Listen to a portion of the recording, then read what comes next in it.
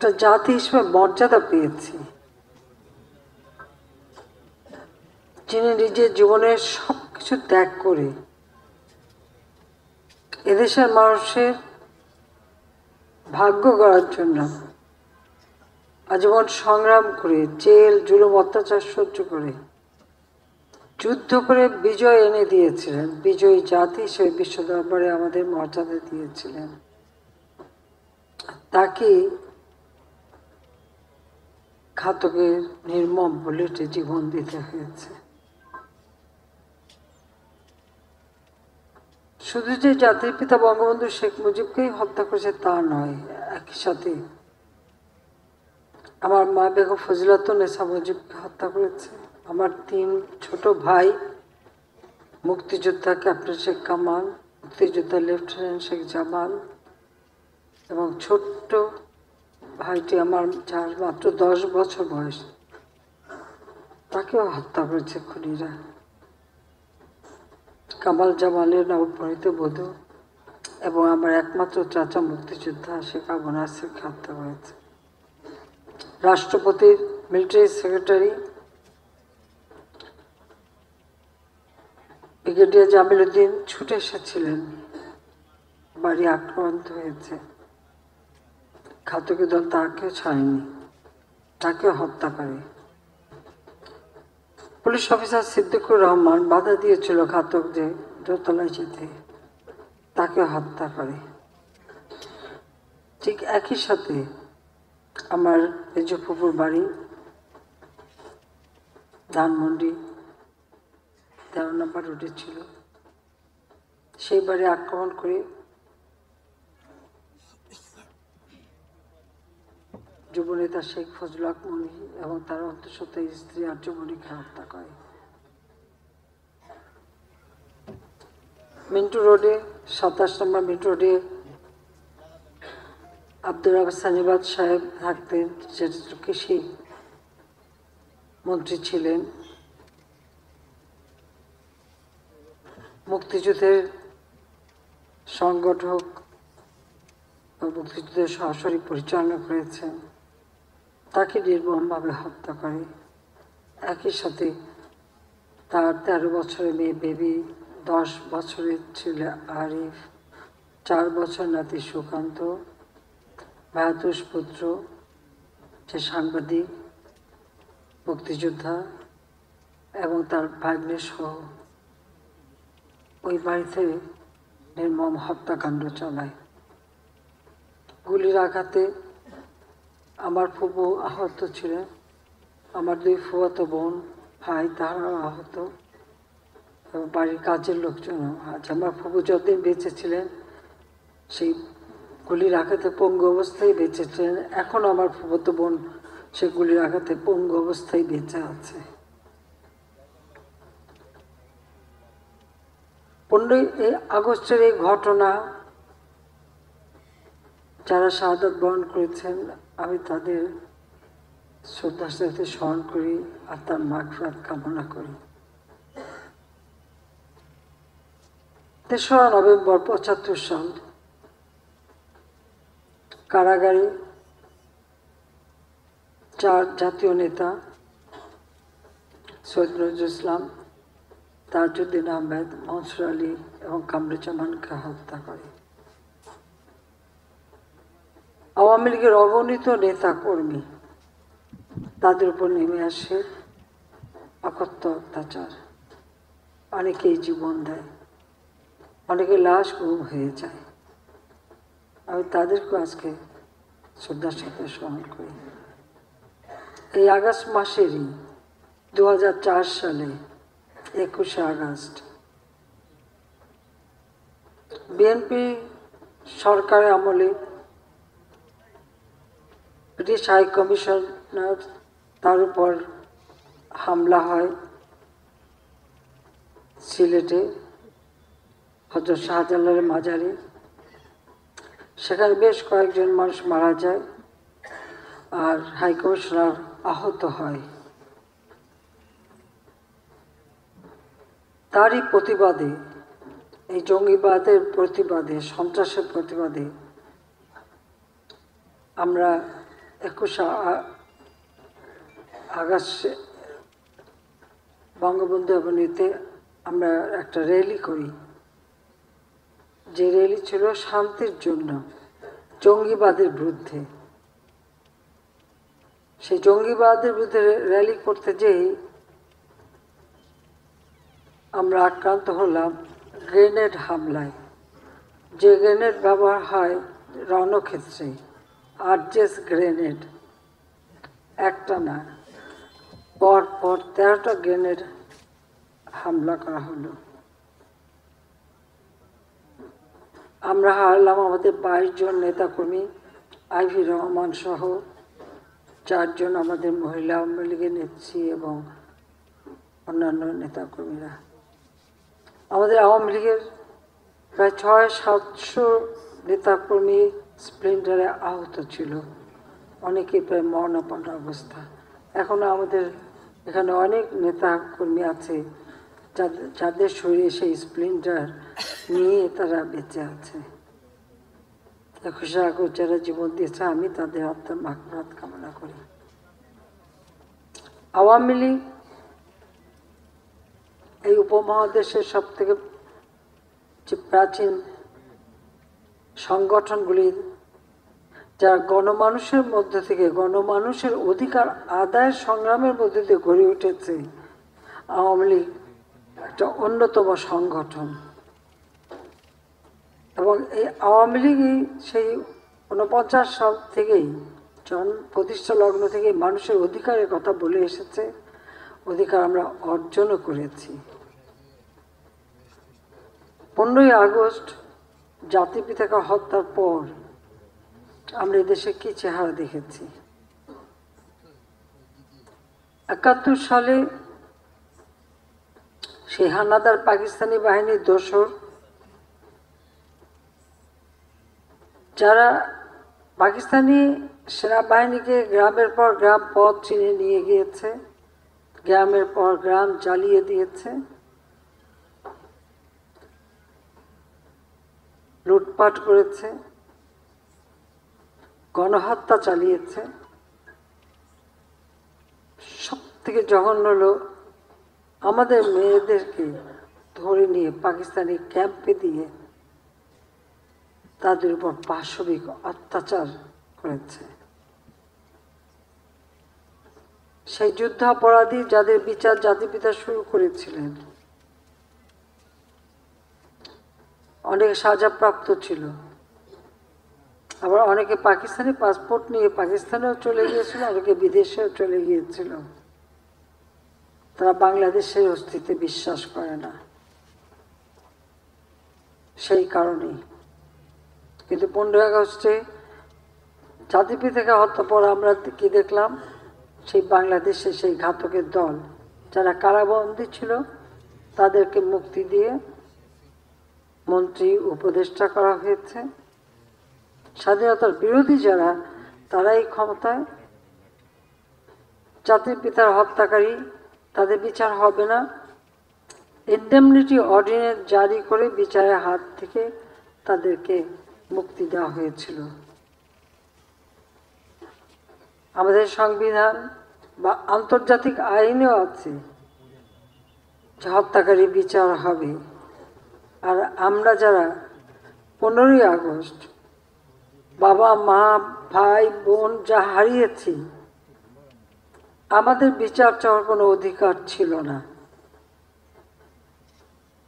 আমার ছোট বোন রেহানা বিদেশে ছিলাম, 6 বছর আসতে পারিনি, রেহানার পাসপোর্টটাও রিনিউ করে দেয়নি। 81 সালে আওয়ামী লীগ আমাকে যখন সভাপতি নির্বাচিত করে, আমি সিদ্ধান্ত নিই দেশে ফিরে আসবো। আমি ফিরে আসি অনেক রকম জোর করেই।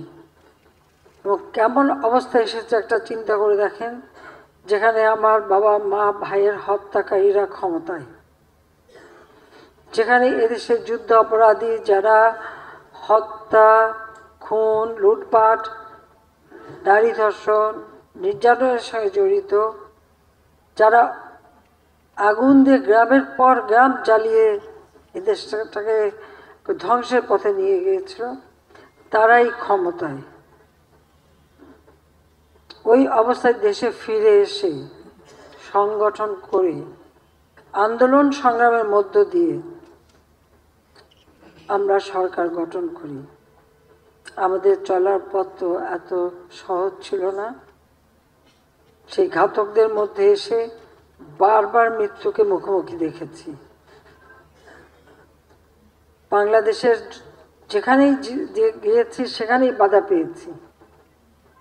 কখনো বোমা হামলা, সরাসরি গুলি, আক্রমণ, জনসভায় বড় বোমা পুঁতে রাখা, প্রতিনিয়ত এই ধরনের অবস্থা মোকাবেলা করেই আমাদের চলতে হয়েছে এবং আওয়ামী লীগের অগণিত নেতাকর্মী জীবন দিয়েছে। মোহাম্মদ হানিফের কথা আমি স্মরণ করি এবং আমার সাথে আরও যারা ছিল, আমাকে মানব ঢাল রচনা করে রক্ষা করেছিল 21শে আগস্ট। প্রতিবারই যখন আক্রান্ত হয়েছি সরাসরি গুলি করেছে, কত জীবন ছড়ে গেছে। 88 সালের 24শে জানুয়ারি চট্টগ্রামে 30 জনের মতো আমার আওয়ামী লীগ এবং সহযোগী সংগঠনের নেতাকর্মী মৃত্যুবরণ করে। আমি ট্রাক রূপেছিলাম, সরাসরি আমাকে গুলি করা হয়েছিল। ঠিক এইভাবে সারা বাংলাদেশেই প্রতিনিয়ত এই অবস্থা মোকাবেলা করেই দীর্ঘ 21 বছর পর আমরা সরকার গঠন করি। সরকার গঠন করার একটাই লক্ষ্য ছিল বাংলাদেশের মানুষের ভাগ্য পরিবর্তন করা এবং সেই সাথে জাতির পিতার হত্যার বিচার করে সেই বিচারহীনতার যে একটা পরিবেশ সৃষ্টি করা হয়েছিল, অন্যায়কে প্রশ্রয় দেওয়া হয়েছিল, সংবিধান লঙ্ঘন করা হয়েছিল, আবার সেই আইনের শাসন ফিরিয়ে আনা। আমরা জাতির পিতার হত্যাকারী যারা তাদের বিচার করেছি, যুদ্ধ অপরাধীদেরও বিচার করেছি। এটা করতে যে সেখানে অনেক ধমকি ধামকি অনেক কিছুই সহ্য করতে হয়েছে, কিন্তু আমরা করতে পেরেছি। এটাই হচ্ছে সব থেকে বড় কথা। কারণ লাখো শহীদের রক্তের বিনিময়ে আমরা স্বাধীনতা পেয়েছি। এই শহীদের রক্তের মূল্য আমাদের দিতে হয়েছে,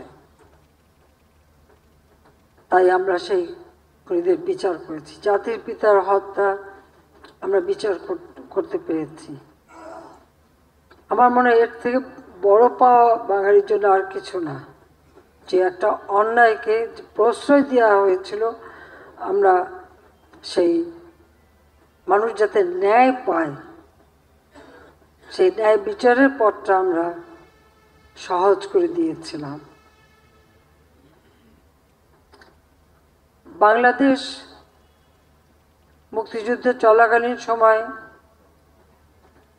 অনেক বড় বড় দেশ যারা আমাদের মুক্তিযুদ্ধ সমর্থন করেনি, বরং তারা অস্ত্র শস্ত্র অর্থ দিয়ে এই পাকিস্তানি হানাদার বাহিনীকে মদত দিয়েছিল। এমনকি সেই যুদ্ধ জাহাজ 7 ফ্লিট পাঠিয়েও আমাদের মুক্তিযুদ্ধকে যারা বাধা দিতে চেষ্টা করেছিল। যখন বাংলাদেশ স্বাধীন হয়ে যায় তখন তাদের বক্তব্য ছিল, এই দেশ স্বাধীন হয়ে কি হবে, এটা তো বটমলেস বাস্কেট হবে, অর্থাৎ অর্থনৈতিকভাবে এই দেশ কোনোদিনই উঠে দাঁড়াতে পারবে না। আর পাকিস্তানিদের অনেক বুদ্ধিজীবীদের কথা ছিল যে বাংলাদেশের জনসংখ্যা বেশি, সেখানে মানুষ গরিব, ওটা তো পাকিস্তানের জন্য একটা বোঝা ছিল, ওটা চলে গেছে, ভালোই হয়েছে, এখন তারা অর্থনৈতিকভাবে অনেক উন্নত হতে পারবে। এইভাবে তারা ব্যঙ্গ করেছে আমাদের নিয়ে। খুব স্বাভাবিক যে এই সমস্ত কথাগুলি আমাদের জন্য অত্যন্ত অপমানজনক ছিল। আমার একটাই প্রত্যয় ছিল যে স্বাধীনতার সুফল বাংলার মানুষের ঘরে পৌঁছে দেওয়া এবং স্বাধীনতার চেতনায় বাংলাদেশকে গড়ে তোলা, এবং এই বাংলাদেশ আর্থ সামাজিকভাবে যারা আমাদের সাথে ব্যঙ্গ করেছে, যারা আমাদের দেশে গণহত্যা চালিয়েছে তাদের থেকেও আরো উন্নত বাংলাদেশ গড়ে তোলা, এটাই ছিল লক্ষ্য। আর সেই লক্ষ্যটা কিন্তু আমরা অর্জন করেছি। বাংলাদেশ আজকে বিশ্বে উন্নয়নের রোল মডেল। বাংলাদেশ 33তম অর্থনীতির দেশ, যেখানে যুদ্ধ বিধ্বস্ত দেশ গড়ে তুলে জাতিপিতা স্বল্পোন্নত দেশ হিসেবে বাংলাদেশকে আন্তর্জাতিক স্বীকৃতি, জাতিসংঘের স্বীকৃতি অর্জন করে দিয়ে গিয়েছিলেন 75-এর পর, সেই 21 বছর। এবং তারপরে আবার 2001 থেকে 8, এই 29 বছর কিন্তু বাংলাদেশ 1 ইঞ্চি সামনের দিকে এগোতে পারেনি।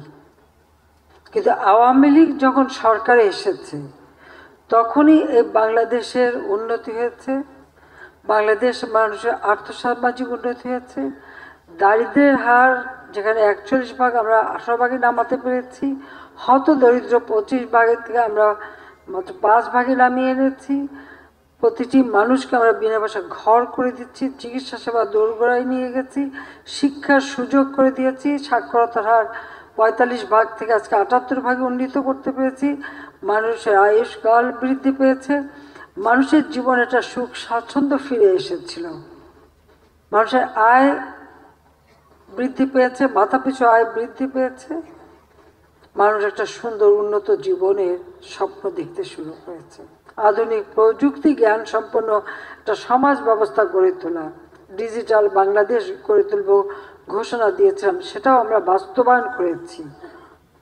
আধুনিক প্রযুক্তি ব্যবহারে আমাদের যুব সমাজ, আমাদের ছাত্রী তারা কিন্তু সেই সুযোগ পেয়েছিল।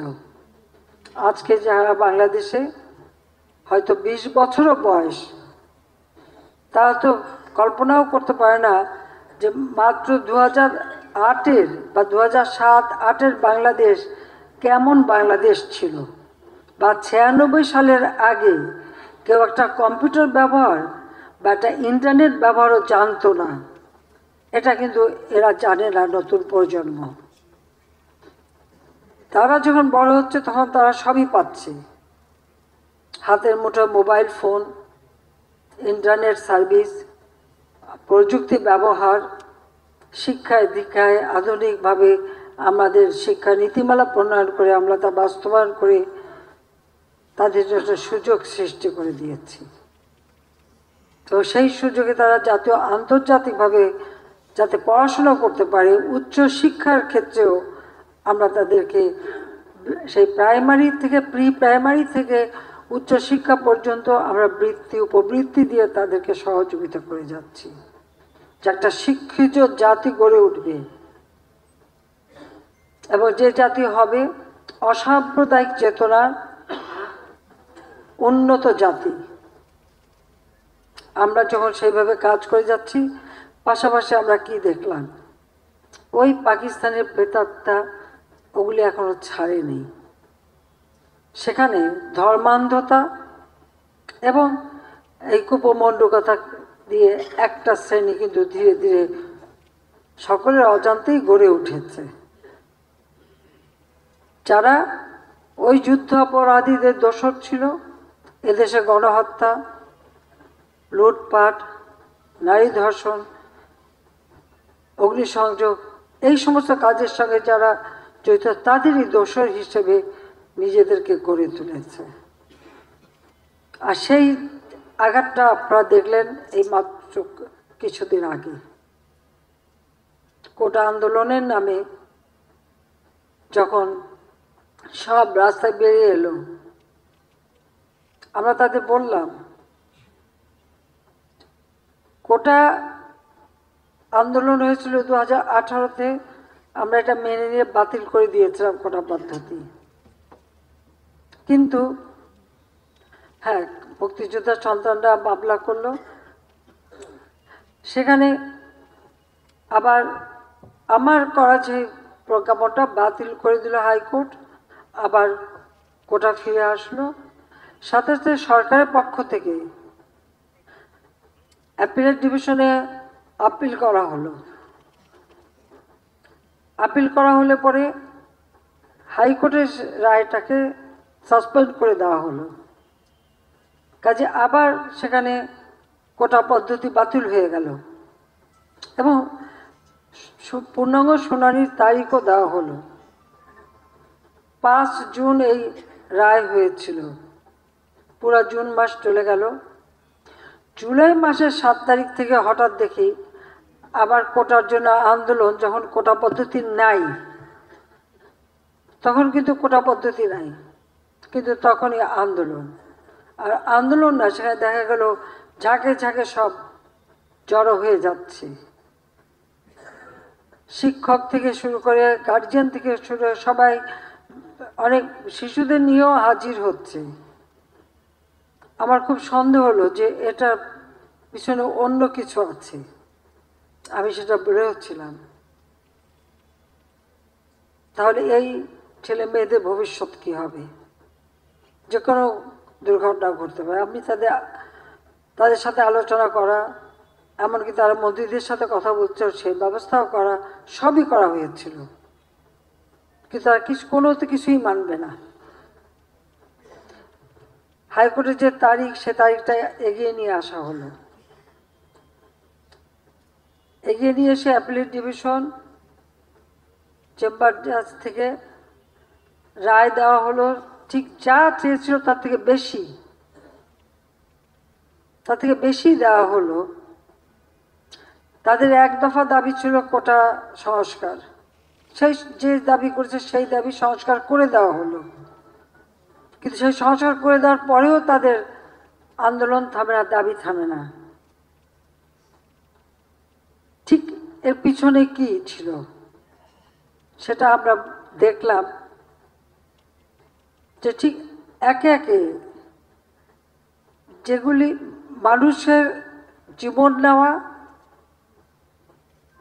এবং কোটা আন্দোলন করছে এক জায়গায়, কিন্তু চারিদিক থেকে ঢাকার সেখানে সেই জঙ্গি ঝুঁকে একদিকে হত্যাকাণ্ড চালানো, অপরদিকে যে সমস্ত প্রতিষ্ঠানগুলি মানুষের সেবা দেয়, যেমন দুর্যোগ মোকাবেলায়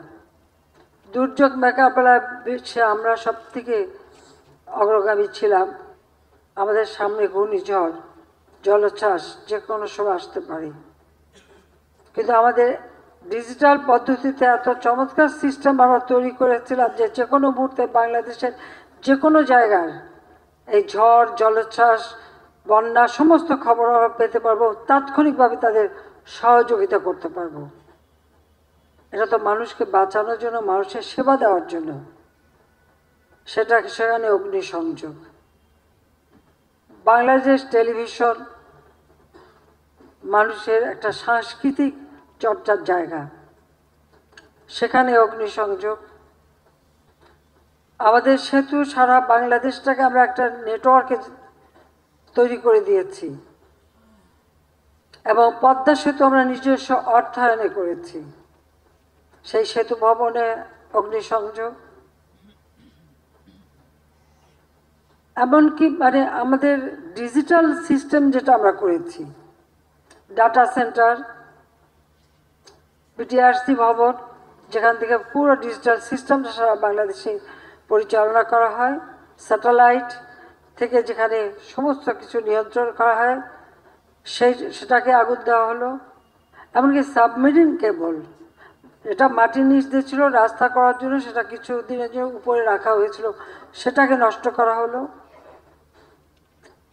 পাশাপাশি আরো কত বলবো, একের পর এক ধ্বংস, আগুন দিয়ে পোড়ানো। এবং আমাদের স্বাস্থ্য, কোভিড-19 মোকাবেলা করে সারা বিশ্বে আমরা একটা দৃষ্টান্ত স্থাপন করেছি। তার জন্য যে হসপিটালটা তৈরি করেছিলাম, সেই কোভিড-19 হসপিটাল, সেখানে আগুন। সেই সাথে আমাদের স্বাস্থ্য অধিদপ্তরের বিভিন্ন জায়গায়, অর্থাৎ মানুষের সেবা দেওয়ার প্রতিটি জায়গার উপরে একটা আঘাত হানা। তার সাথে আসলো মেট্রো রেল, অত্যন্ত আধুনিক মেট্রো রেল, দুইটা স্টেশন পুড়িয়ে দিল। একটা মিরপুর স্টেশন থেকে প্রতিদিন 1 লক্ষ মানুষ যাতায়াত করত।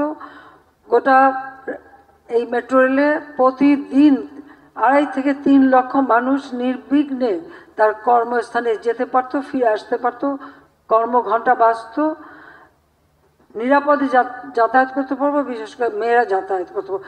সেখানে সেখানে আঘাত করা।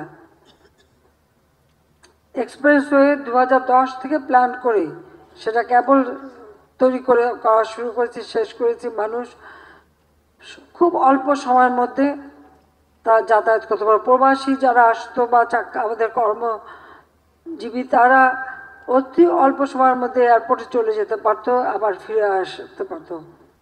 সেটা টোল প্লাজা ভেঙে নষ্ট করে দেওয়া হলো যাতে চলতে না পারে, যেখানে আমরা চেয়েছিলাম এটাকে আরও মডার্ন করে দিতে।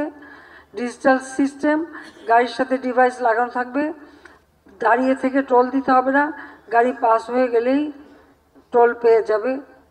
কিন্তু এখন সেই পুরো টোল সিস্টেমটাই আগুনে পড়া। হানি ফ্লাইওভার, যেখানে নারায়ণগঞ্জ বা কুমিল্লা বা ওই অঞ্চলে যেতে গেলে ঘন্টার পর ঘন্টা ট্রাফিক জ্যামে আটকা থাকতে হতো, সেটারও টোল প্লাজা পড়ানো, সেটারও ধ্বংস। অর্থাৎ আপনারা একটা জিনিস লক্ষ্য করেন যে ঠিক মানুষের সেবা দেওয়ার জন্য যে কাজগুলি, সেই জায়গাগুলিতেই কিন্তু আঘাতটা হানা হয়েছে। এটাই হচ্ছে সবথেকে দুর্ভাগ্যের বিষয়। কারণ আমাদের প্রতিটি জায়গা, মানে সড়ক, সেতু থেকে শুরু সব কিছু আগুন দিয়ে পোড়ানো। এবং এই আগুন দিয়ে যে পোড়ানো সমস্ত গাড়ি, সিটি কর্পোরেশনের ময়লা ফেলার যে গাড়িগুলি, অত্যন্ত আধুনিক গাড়ি, যেখানে কয়েক টন ময়লা একসাথে এটাকে একেবারে কম্পোজ করে, মানে পুরা কম্প্রেসারের মাধ্যমে আমরা চেপে অল্প করে সেগুলি বর্জ্য ব্যবস্থাপনা ওই গাড়ির ভিতরে সেটা করে ফেলা যেত, সেগুলি পুড়িয়ে দেওয়া হলো। Water treatment plant, Bangla Dhaka শহরে ওয়াটার ট্রিটমেন্ট প্ল্যান্ট আগে ছিলই না। সায়দাবাদ 1 প্রথম আমি 96 সালে সরকার এসে করি, এরপর সায়দাবাদ 2, সায়দাবাদ 3 এবং অন্যান্য ওয়াটার ট্রিটমেন্ট প্ল্যান্ট। সেই একটা ওয়াটার ট্রিটমেন্ট প্ল্যান্ট, সেখানে আগুন। সোয়ারিজ সিস্টেম, বর্জ্য ব্যবস্থাপনা, পয়ঃপ্রণালী, সে ওয়াটার ট্রিটমেন্ট প্ল্যান্ট, সেখানে যেও আগুন। মনে হল যে জনগণ একটু আরামে থাকবে, জনগণ একটু ভালো থাকবে, জনগণ একটু সুস্থভাবে চলবে, জনগণের মানে সব কিছুতে একটা সুপেয় পানি, পয় নিষ্কাশন থেকে শুরু করে প্রতিটি জায়গায় আগুন দিয়ে পোড়ানো। এটা কোন ধরনের আন্দোলন? আর সেই সাথে আজকে কত মানুষের জীবন গেছে, চারিদিক থেকে অস্ত্রধারী কোথাও। এবং ঢাকা বিশ্ববিদ্যালয়ের 300 কামরা, সেখানে এখন ভিডিও ফুটেজও পাওয়া গেছে, সেই হাতে অস্ত্রসহ, কারো হাতে তরবারি, কারো হাতে লাঠি, কারো হাতে শাবল নিয়ে সমস্ত পুরো তছনছ করে দেওয়া হয়েছে। এবং সমস্ত ছেলেদের সব জিনিসগুলি পুড়িয়ে দেওয়া। মেয়েদের হোস্টেল, সে রোকেয়া হল, শামসুন্নাহর হল, ইডেন কলেজ, বদরুন্নেসা কলেজ, মেয়ে হয়ে মেয়েদের উপর যে টর্চার, ঠিক পাকিস্তানি আমলে পাকিস্তানি হানাদার বাহিনী যেরকম টর্চার করছে, ঠিক সেই ধরনের টর্চার করলো মেয়েদের উপর। মুক্তিযোদ্ধা সন্তান বা ছাত্রলীগ করে, ছাত্রলীগ করতে পারবে না, তাদের উপরে জুলুম অত্যাচার। এক মেয়েকে 100 বার উঠবস করালো। আর তারপরে যে সমস্ত ঘটনা ঘটিয়েছে, একজন মহিলা সাংবাদিক প্রকাশ্য রাস্তায় ফেলে তাকে উলঙ্গ করে তার উপরে পাশবিক অত্যাচার থেকে শুরু করতে, এমন কিছু নেই 3 জন সাংবাদিক উপরে এই অত্যাচার না করেছে। এবং এদের হাত থেকে সাংবাদিক রেহাই পায়নি, সাংবাদিক হত্যা করেছে, সাংবাদিককে মারধর করেছে। আর সাধারণ মানুষ, ছাত্র, যুব আর আওয়ামী লীগের নেতাকর্মী থেকে শুরু করে কেউই তো রেহাই পায়নি। আজকে যে প্রাণহানিগুলি ঘটল, যেখানে দাবি শতভাগ মেনে নেওয়া হয়ে গেছে, সেখানে এই আন্দোলন চালিয়ে যাওয়ার কি যৌক্তিকতা আছে? কার স্বার্থে? কেন? আর সেই সাথে সাথে পুলিশ হত্যা করে, শুধু হত্যা না, কিরকম বিভৎস দৃশ্য আপনারা দেখেন যে হত্যা করে তাকে ঝুলিয়ে রাখা হলো, পা বেঁধে উপর থেকে মাথা নিচু করে। আমাদের গাজীপুরের যে কর্মী দলের, তাদেরকে তো মেরেছেই, হাসপাতালে চিকিৎসা নিতে গেছে, সেখান থেকে বের করে নিয়ে এসে পা গাছের সাথে ঝুলিয়ে রেখে তারপর তাকে গুলি করা হয়েছে। তো পুলিশের উপরে আক্রমণ, কত গাড়ি পুড়িয়ে দেওয়া হয়েছে, র্যাবের গাড়ি চালাচ্ছে তাকে যেভাবে মারা। এমনকি আমার মোটর কেটের যে পাইলট থাকে যাত্রাবাড়ির ওদিকে, ডিউটিতে আসবে, তাকে ধরে সেখানে মেরে লাশ ফেলে দেওয়া হয়েছে। বাড়ি বাড়ি ঢুকে ঢুকে কোথায় পুলিশ আছে, পুলিশকে মারতে হবে, আর আওয়ামী লীগ কোথায় থাকে তাকে মারো। মসজিদে ঢুকে মসজিদের মাইক ব্যবহার করে মিথ্যা অপবাদ দিয়ে মানুষ ডেকে নিয়ে এসে তারপরে এই নারকীয় কাণ্ড চালানো হয়েছে। 4 জন শিশু মারা গেছে এবং এ পর্যন্ত অনেকগুলি মৃত্যুর খবর আপনারা পেয়েছেন।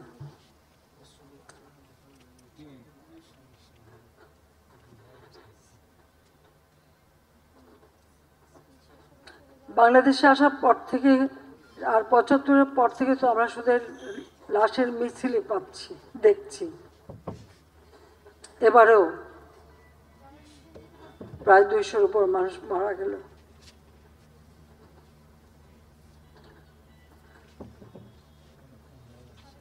স্থাপনাগুলি ভেঙেছিল, ঠিক আছে, মানুষের হয়তো সাময়িক কষ্ট হচ্ছে, আগে যেখানে এত আরামে চলতে পারতো হয়তো সেটা করতে পারছে না। সেগুলি তো এক সময় আবার সময় লাগবে, কিন্তু এক সময় সেগুলি ঘুরে তোলা যাবে। কিন্তু যে জীবনগুলি ঝরে গেল, ছোট্ট ছোট শিশুরা গুলিবদ্ধ, এই গুলিগুলি কিভাবে লাগলো? তারপরে মিথ্যাচার, দোতলা বাড়ির মধ্যে জানলার কাছে ছেলেটা, তার গুলি লেগেছে, বলে হেলিকপ্টার থেকে গুলি লেগেছে। আপনারা বলেন হেলিকপ্টারের গুলি ঘরের মধ্যে ঢুকবে কিভাবে? আর সেই গুলি ঢুকে কিন্তু তা দেওয়ালে যে ফুটো করে দিয়েছে। সেখানে তদন্তের জন্য লোক গেছে, তারা দেখে তারা সেখানে হেলিকপ্টার দিয়ে গুলি করলো কিভাবে। যখন পুলিশ আটকা পড়লে, যখন বিটিভিতে এখানে আগুন দিচ্ছে একটার পর একটা,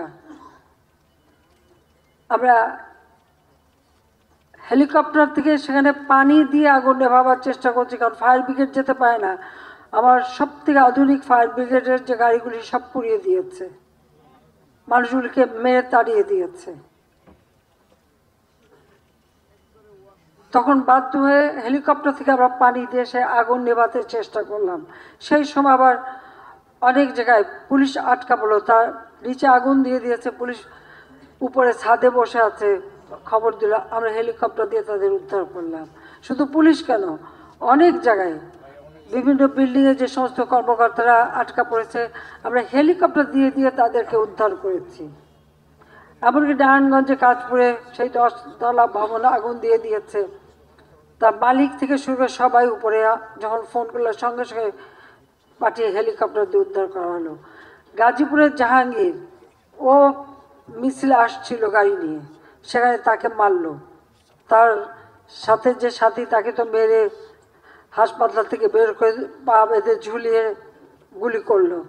আর জাহাঙ্গীরকে এমনভাবে মেরেছিল, ও আমাকে ফোন করেছে আর বললো যে আপা আমি কিন্তু বাঁচবো না, আমার উপরে হামলা করছে, শিখে আমাকে বাঁচান।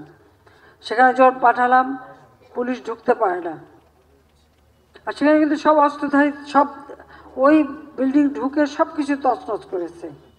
এরপরে হেলিকপ্টার দিয়ে কোনোভাবে তাকে উদ্ধার করে হাসপাতালে নেওয়া হলো।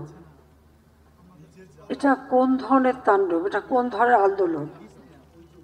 আর এই আন্দোলনকে আবার আমাদের অনেক জ্ঞানী গুণী বুদ্ধিজীবীরা সমর্থন দিয়ে যাচ্ছে। কিসের সমর্থনটা দিচ্ছে? দাবি যেটা ছিল সেটা তো পূরণ হয়ে গেছে, তারপরে আবার এইভাবে নেমে আসলে আঘাত পায় তো সাধারণ ছাত্রছাত্রী। আর যারা এই আন্দোলনকে কেন্দ্র করে তাদের একটা জিজ্ঞাসা বা সন্ত্রাসী কর্মকাণ্ড, জঙ্গি কর্মকাণ্ড চালায়, তারা তো তাদেরটা করে, তাতে ভুক্তভোগী হয় সাধারণ মানুষ। এখানে পুলিশ, র্যাব, সাংবাদিক, সাধারণ মানুষ কেউ তো রেহাই পায়নি, প্রত্যেকেই হয় আহত। এবং এই যে আহতদের যে আমরা দেখতে গেলাম, সেখানে মাত্র কয়েকজন আমরা পেলাম, মাত্র 5-6-7 জন ছাত্র, বাকি সবই দেখা গেল কয়েকটা শিশু ছিল, আর বেশিরভাগই সাধারণ খেটে খাওয়া মানুষ। কারণ ওই আঘাত পেলে মলে সাধারণ খেটে খাওয়া মানুষগুলিই তো বেশি পায়। তাদের জীবন জীবিকা কিভাবে চলবে?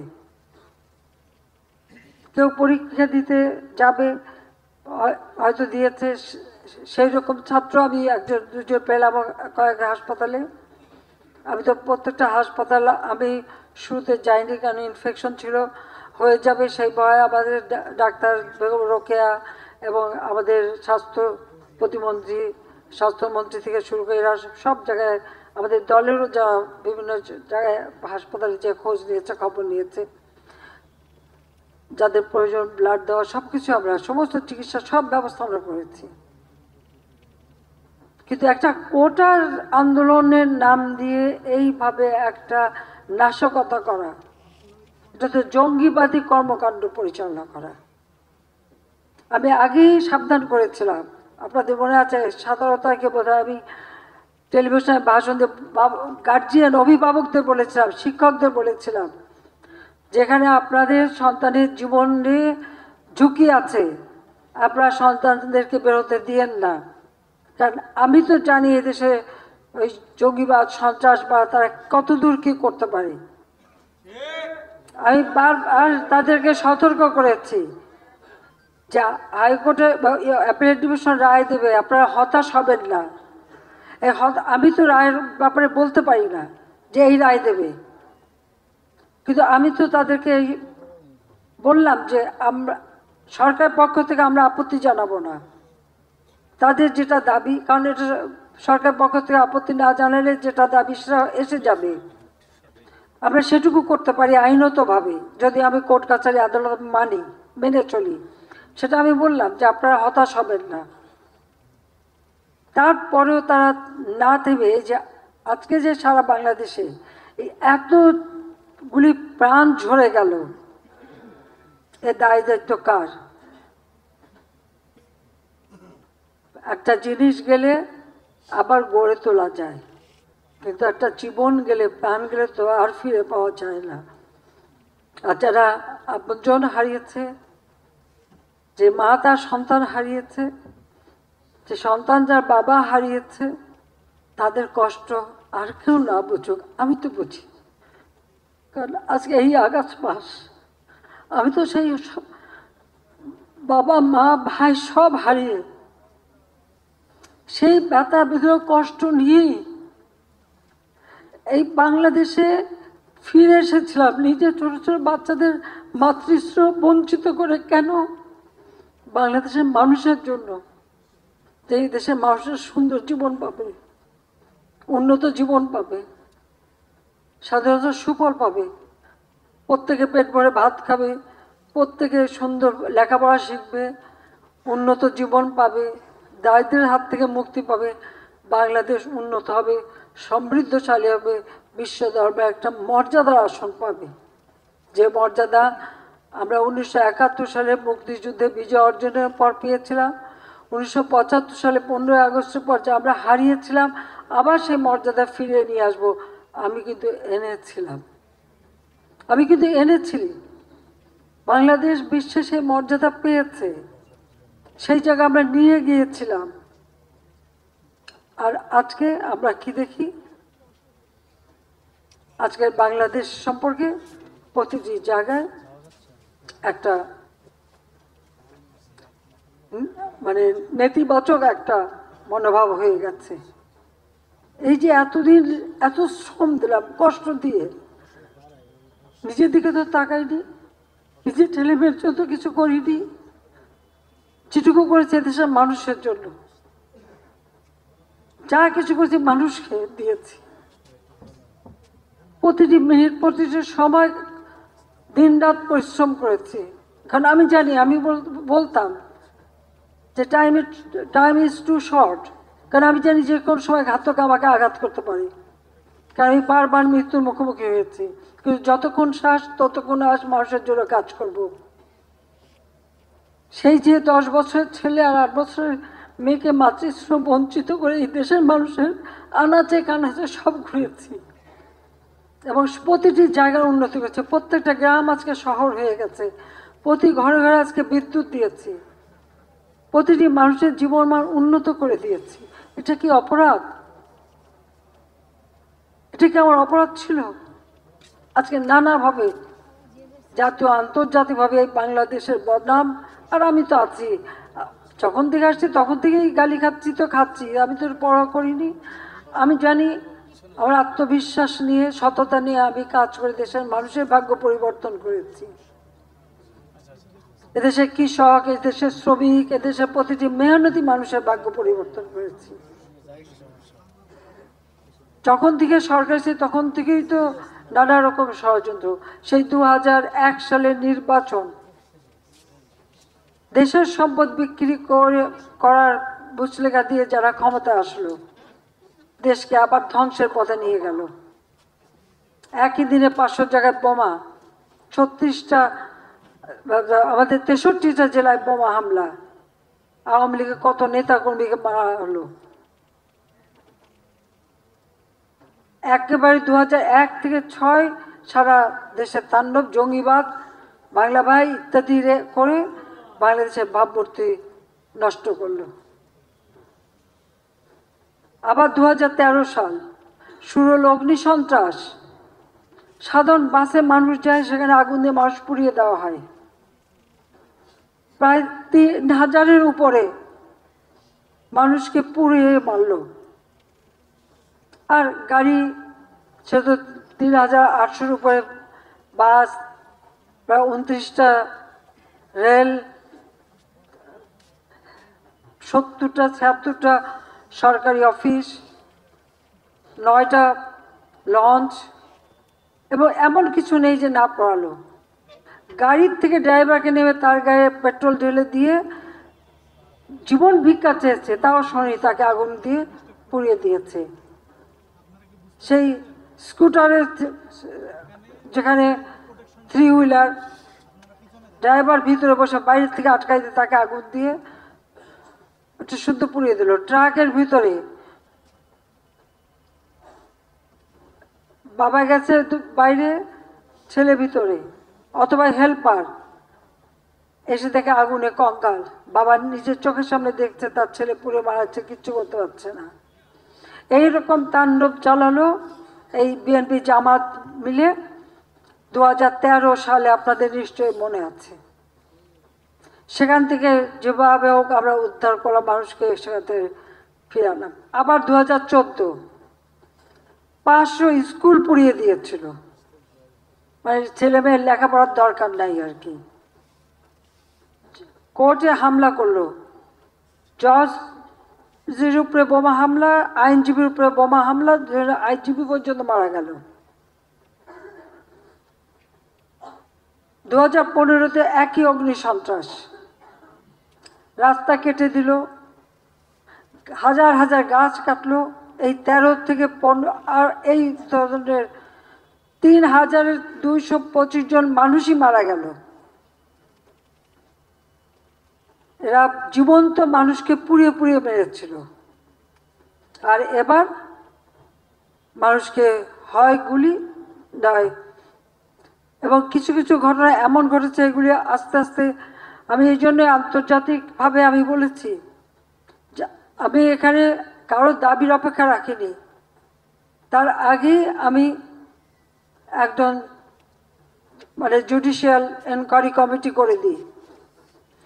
এখন ঘটনা যখন তখন মাত্র 6 জন মারা গিয়েছিল, এখন আরও বেশি ঘটনা ঘটেছে। আমরা এখন 3 সদস্য বিশিষ্ট এই জুডিশিয়াল কমিটি গঠন করে তাদের কর্মপরিধি আরও দিয়ে আমি চাই প্রত্যেকটা জিনিসের তদন্ত হোক, কারা এর পিছনে কীভাবে কী ঘটনা ঘটেছে। এবং সেই জন্য আন্তর্জাতিকভাবে জাতিসংঘকে আমি আবেদন করেছি যে তারা তাদের বিশেষজ্ঞ পাঠাক, অন্য কোনো দেশ যদি চায় তারা বিশেষজ্ঞ পাঠাক। কারণ আমি চাই এই ঘটনাগুলির সুষ্ঠু তদন্ত, সে যেই দায়ী থাক তার বিরুদ্ধে ব্যবস্থা নিতে হবে, তার বিরুদ্ধে ব্যবস্থা নিতে হবে আমাদের। কারণ আমরা গড়ব আর কেউ এসে খালি ভেঙে সব দাবা করে দেবে আর আমার দেশের মানুষকে কষ্ট দেবে, দেশের মানুষ ভুক্তভোগী হবে, দেশের মানুষের ভাগ্য নিয়ে খেলা, এটাই তো আমি দেখি সব থেকে তাদের বড় জিনিস। জঙ্গি সারা বিশ্বব্যাপী কি ঘটনা ঘটিয়েছে। বাংলাদেশে হলি আর্টিজানের পরে আর একটা ঘটনা আমরা করতে দেয়নি। আমাদের গোয়েন্দা সংস্থা, আইন শৃঙ্খলা রক্ষাকারী সংস্থা থেকে সজাগ থেকেছে, তারা নিজেরা জীবন দিয়েছে, কিন্তু এই জঙ্গিবাদের হাত থেকে দেশকে রক্ষা করেছে। কিন্তু আজকে এই কোটা আন্দোলনের ছত্র ছায়ায় এরা এসে যেভাবে একটা মানে জঙ্গির সেই ভয়াল দাঁত দেখালো, আপনারা একটু মনে স্মরণ করে দেখবেন যখন এরা বসতে মিটিং করছে, আমি বললাম ঠিক আছে ছেলেমেয়েরা বসুক, আমরা তো রোদে পুড়ে বৃষ্টিতে ভেতরে মিছিল মিটিং করে করে পোড় খেয়ে না এই পর্যন্ত এসেছি। অন্তত আমি সরকার আসার পরে এদের তো সেই ধরনের কষ্ট কাউকে করতে হয় নাই। তো তারা যদি একটু রোদ্রে পুড়ে একটু স্লোগান দেয় বসে, তা বসলো, এটাতে তোমরা কিচ্ছু বলবো না। পুলিশ কত সহনশীলতা দেখিয়েছে, তারা মিছিল করে যেখানে যেতে সেখানেই তারা তাদের নিয়ে গেছে, খালি বলছে একটু তাদের নিরাপত্তা দাও তোমরা। আমরা তো সেই আমেরিকা ইউনিভার্সিটির ছাত্ররা নেমেছিল পরে যেভাবে তাদের উপর তাদেরকে একেবারে মেরে ধরে মাটিতে ফেলে অত্যাচার করে, এমনকি শিক্ষকদের পর্যন্ত পিছনে হ্যান্ডকাপ দিয়ে বেঁধে নিয়ে তারা সেই মানে আন্দোলন, ছাত্রদের আন্দোলন দমন করেছিল। আমরা তো তা করতে যাইনি, ওইভাবে আমরা শক্তি প্রয়োগ করিনি, বরং তাদের দাবিগুলি, তখন তাদের দাবিটা কি? কারণ এটা তো আমার করা, প্রজ্ঞাপন বাতিল হয়েছে, আমরা আপিল করেছি, সেটা আবার আমরা পেয়ে গেছি, সে আন্দোলনের ইস্যুটা আর কি থাকে। তারপরে এই যে ঘটনাগুলি ঘটল আজকে দেশবাসীর কাছে, এরা তো মিথ্যা অপবাদ চালিয়ে যাচ্ছে। আমি ক্ষমতায় থেকে মানুষের জীবন নেব, সেটা তো কখনো হতে পারে না, কারণ আমি তো সব কিছু হারিয়েছি, আর আমার নিজের জীবনটাও তো আমি জানি। এরাই তো বারবার আমাকে হত্যার চেষ্টা করেছে, বারবার হত্যার চেষ্টা করেছে। এখন রাখে আল্লাহ, মারে কে? আল্লাহ বারবার আমাকে বাঁচিয়েছে। আমি সবসময় বলছি যে নিশ্চয়ই আল্লাহ কোনো কাজ আমাকে দিয়েছে, সেই কাজটুকু সম্পন্ন না হলে আল্লাহই আমাকে রক্ষা করবে। আবার সেই সাহস নিয়ে তো আমি কাজ করে গেছি। ওই রকম গ্রেনেড হামলা বা ওই রকম বিশাল বোমা, সরাসরি গুলি, এটা দেখার পরে কতজন নামতে পারে? আমি তো কখনো ভয়ও পাইনি, পরোয়া করিনি যে আমাকে এই দেশের মানুষের জন্য কাজ করতে হবে, মানুষের জীবন মান উন্নত করতে হবে, এবং আমি দাবি করতে পারি সেটা করেছি। এমনকি যেটা আমি লক্ষ্য স্থির করেছিলাম 2021 সালের মধ্যে বাংলাদেশকে একটা জায়গায় নিয়ে আসবো, আমরা বাংলাদেশকে উন্নয়নশীল দেশের মর্যাদা এনে দিয়েছি। আজকে সারা বিশ্বব্যাপী বাংলাদেশের যে ভাবমূর্তিটা, এই মিথ্যা অপপ্রচার চালিয়ে, আর এই সমস্ত জঙ্গিবাদী ঘটনা ঘটিয়ে আজকে সেই মান সম্মান সব নষ্ট করে দিচ্ছে। তো এটার বিচার আমি জনগণের কাছেই দিচ্ছি, জনগণই দিচ্ছি। এমনভাবে পোড়ানো, সেই গাজায় যেভাবে হাসপাতালে বোমা হামলা করে ধ্বংস করা, যেভাবে শিশু হত্যা করা, মানুষ হত্যা, ঠিক সেই একই ঘটনার জন্য এখানে ঘটনা হচ্ছে। এটাই হচ্ছে সব থেকে দুর্ভাগ্যের। আজকে আমি জানি জাতির পিতা আজকে আমাদের মাঝে নেই, কিন্তু তার আদর্শ নিয়েই দেশটাকে গড়ে তুলেছিলাম, কিন্তু সেগুলি আজকে ধ্বংসস্তূপে পরিণত করে এমনকি মানুষের জীবন কেড়ে নিয়েছে। এদের বিচার একদিন হবে। এই জন্য আমি আন্তর্জাতিকভাবেই চাই যেটাকে তদন্ত হোক এবং সুষ্ঠু বিচার হোক, কারণ বারবার আমাদের উপরেই তো হামলা হয়, আমাদেরই তো লাশ পড়ে। কাজে জঙ্গিবাদ সন্ত্রাসের স্থান বাংলাদেশে হতে পারে না। আর এদের মূল শক্তি যে ওই জামাতে ইসলামী এবং শিবির, যারা একেবারে মানে অস্ত্র শস্ত্র ট্রেনিং দিয়ে তারা নামে, এই তাদেরকে আমরা এখান থেকে ব্যান করে দেওয়া হবে। সন্ত্রাস বিরোধী যে আইন 2009, সেই আইনের 18 ধারা অনুযায়ী এদেরকে ব্যান করে দেওয়া, কারণ এদের জন্য সামাজিক এর জন্য মর্যাদা না থাকে। হ্যাঁ, এরা তো জঙ্গিবাদী হিসেবে আন্ডারগ্রাউন্ডে যে আবার ধ্বংস করার চেষ্টা করবে, কিন্তু সেখানে ওই জঙ্গি সংগঠন হিসেবে এদেরকে মোকাবেলা করা এবং মানুষকে রক্ষা করার চেষ্টা সকলকে মিলে করতে হবে, কারণ বাংলার মাটিতে জঙ্গির ঠাঁই হবে না। সেইভাবে আমাদের সবাইকে সজাগ থাকতে হবে। আমি দেশবাসীকে সেই সজাগ থাকতে চাই এবং তাদের আমি সহযোগিতা চাই, তাই আমি দেশের মানুষের সহযোগিতা চাই। আমি জানি বারবার আঘাত আসবে, আমি পরোয়া করি না। আল্লাহ জীবন দিয়েছে, একদিন নিয়ে যাবে, কিন্তু যেখানে মানুষের জন্য কল্যাণের কাজ, সে কল্যাণের কাজ আমরা করেই যাব। আজকে 1 আগস্ট, এই মাসটাই খুব কষ্টের। জাতির পিতা তার রক্ত দিয়ে রক্ত ঋণ শোধ করে গেছেন। আমরা এই 15 আগস্টের পর থেকেই, যখন থেকে রাজনীতি চালু হয়েছে, আমরা এই 15 আগস্ট উপলক্ষে রক্তদান কর্মসূচি হাতে নিয়েছি এবং আমাদের এক একটা কর্মসূচিতে আমরা এক একটা আমাদের সহযোগী সংগঠনকে দায়িত্ব দিই। কৃষক লীগের উপরই দায়িত্ব। তাই 1 আগস্ট রক্তদান কর্মসূচির মধ্য দিয়ে এই শোকের মাসের কর্মসূচি আমরা পালন করি। আমি আহ্বান জানাবো আমাদের নেতাকর্মী যে যেখানে আছেন, একেবারে ইউনিয়ন পর্যায় পর্যন্ত, ইউনিয়ন, উপজেলা, জেলা, প্রতিদিন এই আগস্ট মাসে আমাদের সকল আওয়ামী লীগ এবং সহযোগী সংগঠন তাদের বিভিন্ন কর্মসূচি থাকবে। এই শোকের মাসে শুধু শোক জ্ঞাপন না, মানুষের জন্য আমাদের কাজ করতে হবে, মানুষের পাশে দাঁড়াতে হবে। কারণ সেই আহ্বানই জানাচ্ছি যে প্রত্যেকেই মাঠে থাকতে হবে, শোক দিবস পালন করতে হবে, সাথে সাথে সাধারণ মানুষের পাশে দাঁড়াতে হবে। কারণ এই আগামীতে বন্যা আসতে পারে, ঝড় আসতে পারে, আমাদের সমস্ত সিস্টেমটা তো পুড়িয়ে দিয়েছে। তারপর আমরা মানুষের পাশে আমরা দাঁড়াবো, আমরাই দাঁড়াই, আর কেউ দাঁড়ায়ও না। তাই এই শোকের মাসে মানুষের সেবা করে, মানুষের পাশে দাঁড়িয়েই জাতির পিতার যে আদর্শ লক্ষ্য, সেটাই বাস্তবায়ন করতে হবে। কারণ তিনি আমাদের রক্ত দিয়ে গেছে, তিনি কিছু নিয়ে যাননি, কিছু নিয়ে যাননি। এমনকি এক টুকরো কাফনের কাপড়ও নিয়ে যাননি।